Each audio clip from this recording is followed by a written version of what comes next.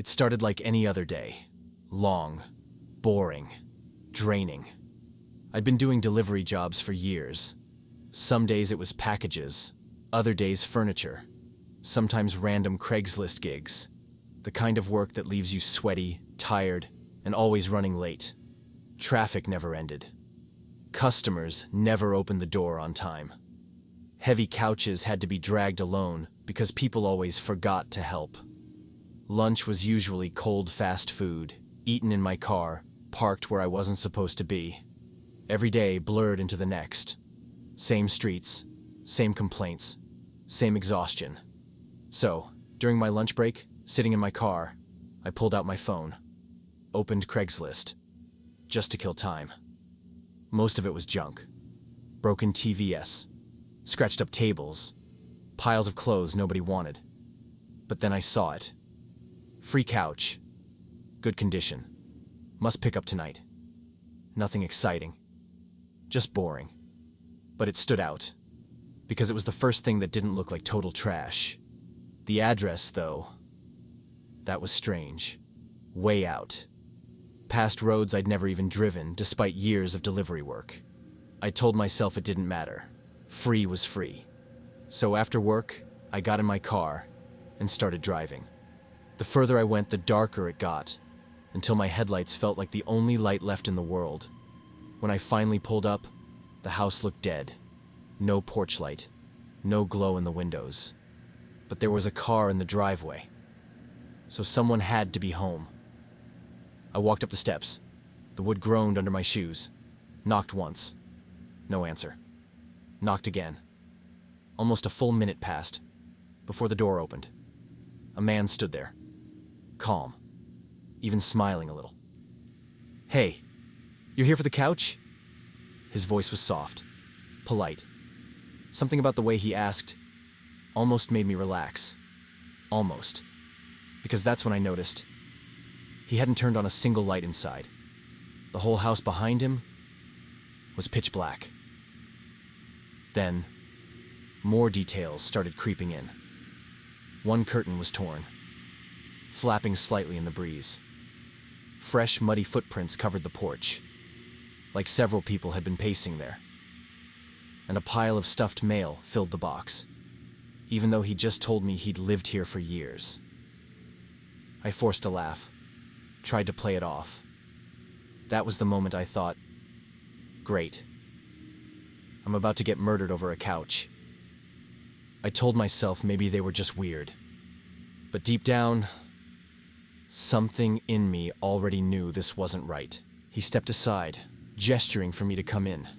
Against my better judgment, I moved forward.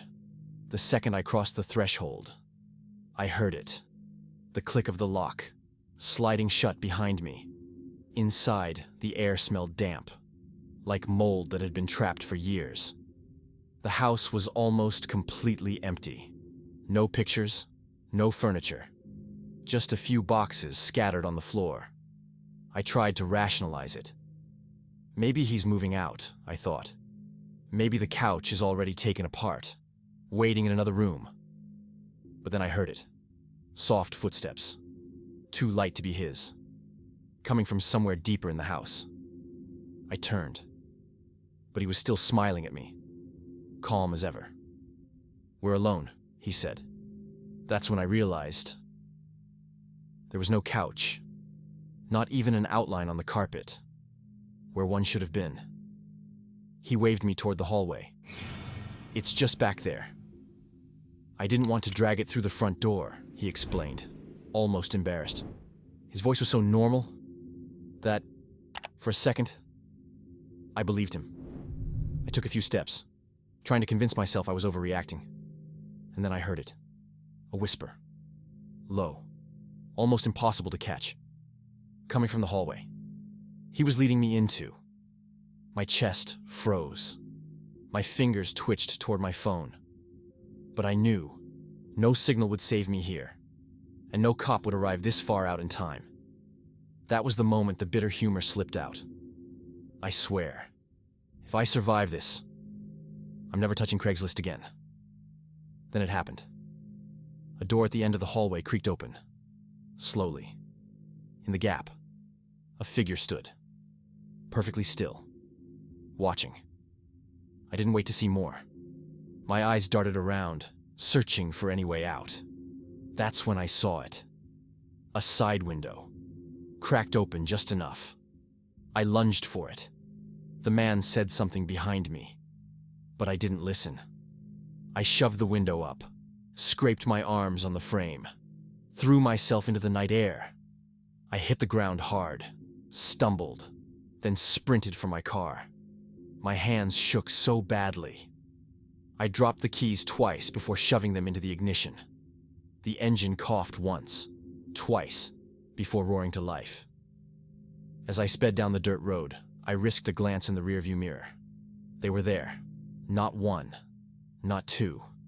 Several figures standing in the doorway, perfectly still, just watching me leave. And that's when it hit me. I kept thinking about why I was even there in the first place. Driving out to some back road I didn't know, for a free couch from a stranger. The danger didn't come looking for me. I walked right into it. And the thought that won't leave me is this. They could have stopped me. There were enough of them to pin me down inside that house. But they didn't. So I keep wondering. Did I really escape? Or did they let me go? Just to remind me how close I came.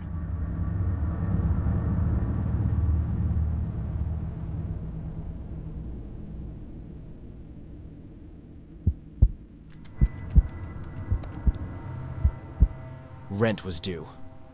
My hours at the diner had been cut. My fridge had more empty shelves than food. Bills were stacking up. And I just needed something, anything, that would pay fast. Craigslist had become my lifeline. One day, it was moving boxes. Another day, mowing lawns. Nothing glamorous. But it kept the lights on. That's when I saw the listing. Stock helper needed. Few hours. Cash daily. It looked boring. Normal. Exactly what I needed. The only thing that made me pause was where the interview was supposed to be. A motel. Off the highway. Why a motel? I asked myself. Maybe the company couldn't afford an office. Or maybe it was just easier to meet there. I told myself it was fine. Just a quick interview. Then, I'd have a paycheck by the weekend. Or so I thought. The motel looked even worse up close. The neon sign buzzed and flickered. Half the letters burned out. The parking lot was almost empty. Just a couple of cars, baking in the desert heat. The room number he gave me. The door was slightly open. That was my first real pause. Job interviews don't usually happen. Behind cracked motel doors. I knocked lightly. A man's voice called out, "Come in." He looked normal enough. Mid-40s, casual clothes, a friendly tone. But something was off. No badge, no company papers, no laptop. Just a plain folder, sitting on the table.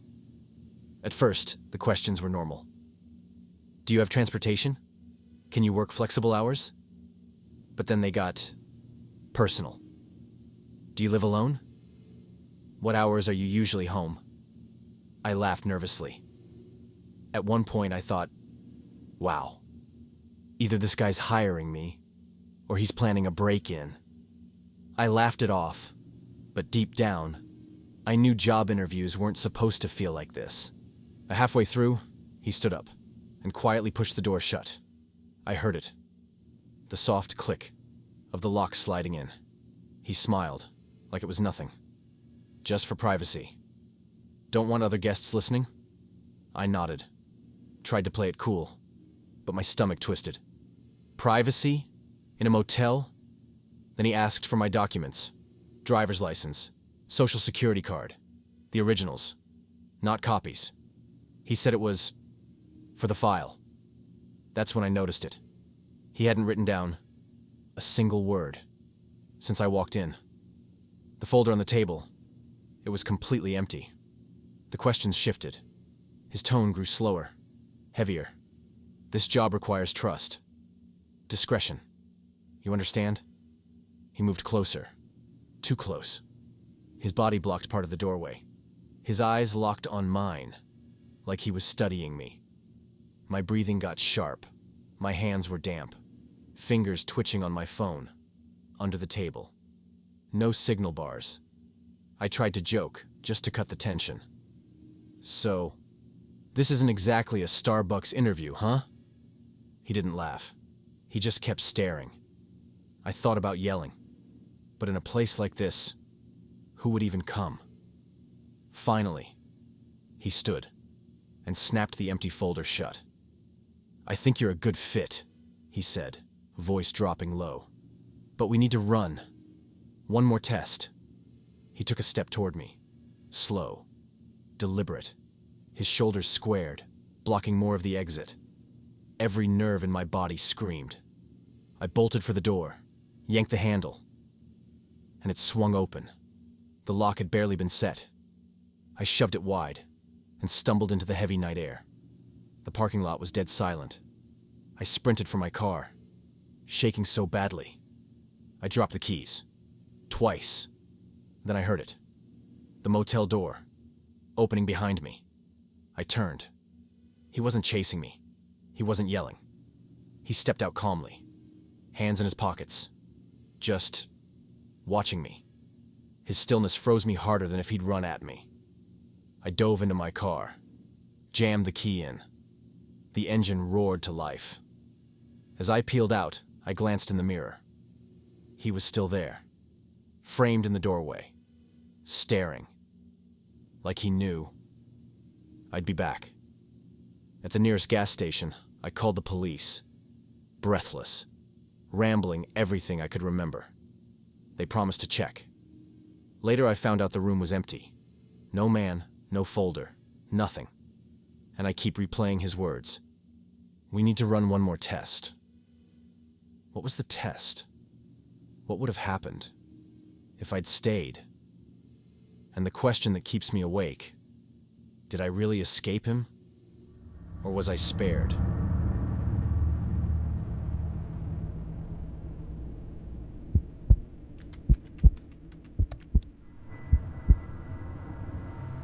Finding a decent room near campus felt impossible. The cheap ones were in bad neighborhoods. The nice ones were way out of my budget. And the rest came with roommates who had rules that sounded insane. It felt impossible to find a place that was affordable, close to campus, and not totally sketchy. After weeks of scrolling, I finally saw a Craigslist ad that looked perfect. Small room, fair rent, clear rules. The landlord answered fast. He sounded polite, even friendly. But in that very first message, he laid out rules that weren't just strict, they were absolute. No guests allowed, not even family. Quiet hours start at 9 p.m. sharp. Kitchen use only at specific times, I'll give you. Certain doors in the apartment are off limits. Weird. But maybe he just wanted a quiet place. When I moved in, the first thing I noticed wasn't the furniture. It was the silence. The way the place felt, like the walls themselves were listening. The first days felt normal, almost boring. I'd wake up early, cram onto a packed bus, sit through endless lectures, with professors droning the same points. On the way home, I'd grab instant noodles or frozen dinners, eat them in front of my laptop, answer late messages, and collapse into bed. That dull routine almost made the apartment feel safe, at first. But then, the little things started. He told me I could only use the kitchen during my hours. Some doors in the apartment were always locked, never to be opened. And I'd catch him wandering the hallway, in the middle of the night, silent, like he wasn't even aware I saw him. At one point, I joked to myself, great. I basically rented a room from a vampire. I told myself maybe he was just strict. But the way he watched me made me wonder if it was about something else. One afternoon, I came back from class and instantly felt something was off. My backpack wasn't where I left it. A drawer was open, and my notebook had been moved. My chest tightened. My first thought, someone broke in. I scanned the window. No sign of forced entry. The lock on the door looked untouched. Nothing valuable was gone. But the fact remained. My things had been touched. For a few minutes, I tried to rationalize. Maybe it was an attempted break-in. Maybe the landlord mixed up the keys. Maybe I was imagining it. But the more I looked, the more I knew. Someone had been in there. That's when disappointment hit harder than fear. After weeks of searching, I thought I'd finally found a safe place. And now, it felt like I was trapped in a different kind of problem. I confronted him. His response was calm, with a smile that made my skin crawl. I was just making sure everything was fine. That's when I realized my desk drawer wasn't just opened. My journal had been moved. His rules grew even stricter. No phone calls after 10 p.m. Don't invite anyone over. He said it so casually, like he had the right to dictate my life. I vented to friends. They all said the same thing. Just get out. But I couldn't. I told them why. I'd signed a lease. Paid a security deposit I couldn't afford to lose. Had no money saved for another place. And I knew how hard it had been to even find this one. I felt trapped. Not just by him, but by my own situation. Then came the night I heard footsteps outside my door.